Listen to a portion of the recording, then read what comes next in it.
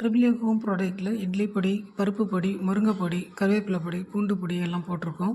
பூண்டு triple A home ப்ராடக்ட்டில் தக்காளி தொக்கு வாங்கி தோசையில் தொட்டு சாப்பிட்டுருக்கேன். நல்லா இருக்கு. நீங்களும் வாங்கி சாப்பிட்டு பாருங்க. இட்லி பொடி நல்லா இருக்கு. ட்ரிபிள் ஏ ஹோம் ப்ராடக்ட்டில் முருங்கை பொடி வாங்கி சாப்பிட்றோம். அது மாதிரி சூப்பராக இருக்குது. நீங்களும் வாங்கி சாப்பிட்டு பாருங்கள். ட்ரிபிள் ஏ ஹோம் ப்ராடக்ட்டில் பூண்டு பொடி சாப்பிட்டுருக்கேன். நல்லா இருக்கு. நீங்களும் வாங்கி சாப்பிட்டு பாருங்க. ஆமாம், எண்ணெய் போடாதே சாப்பிடலாம் இந்த இட்லி பொடியக்கா. அதாங்க இட்லி பொடி நம்ம பொடி அருமையாக இருக்கும் சாப்பிட. எண்ணெய் ஊற்றணும்னு அவசியம் இல்லை. எண்ணெய் ஊற்றின பொடி எண்ணெய் ஊற்றி அருமையாக இருக்குது. அவர் எண்ணெய் இல்லாமலே சூப்பராக இருக்கும் சாப்பிட்றேன். ஆமாம், அருமையாக இருக்கும்.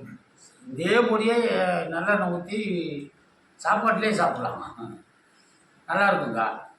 அருமையாக இருக்கும். தேவைப்படுறவங்க வாட்ஸ்அப்லேயும் ஆர்டர் பண்ணிக்கலாம், வெப்சைட்லேயும் ஆர்டர் பண்ணலாம். உங்களுடைய ஆதரவை எதிர்பார்க்கும் கலை.